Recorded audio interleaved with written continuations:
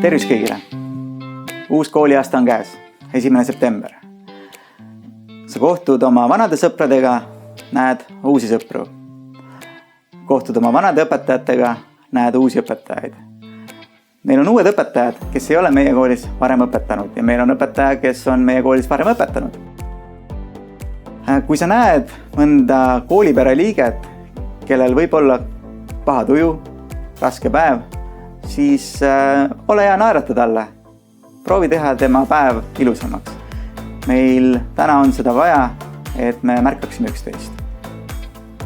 Ja samamoodi, kui sul on paha tuju või keeruline olla, siis ole hea, anna sellest kellelegi teada. Küsi oma sõbra käest, et lähme naerame kuskil või teeme midagi toredat. Ma tean, et sellest õppeaastast tuleb sinu senise koolielu kõige parem aasta.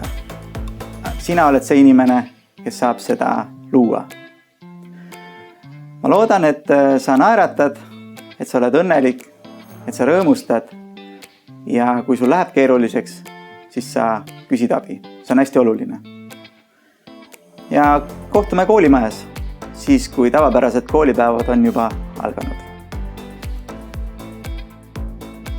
Algamus on uus kooliaasta ja olen ammu soovinud Sindi gümnaasiumile üle anda ühe rahatarkust õpetava mängu, et te saaksite tutvuda ja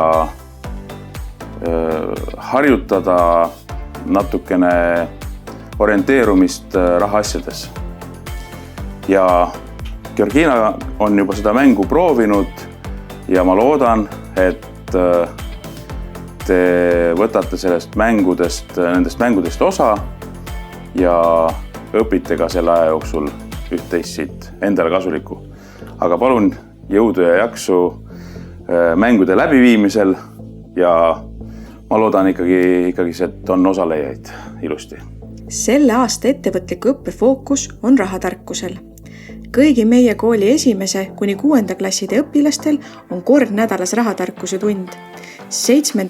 kuni 9. klassine lõimime rahatarkuse ettevõtliku õppetundi ja gümnaasiumi õpilased saavad rahatarkuse õppeaine valida valikkursuste seast. Tunde viivad läbi õpetajad Evelin ja Georgina. Saame koos rahatargaks.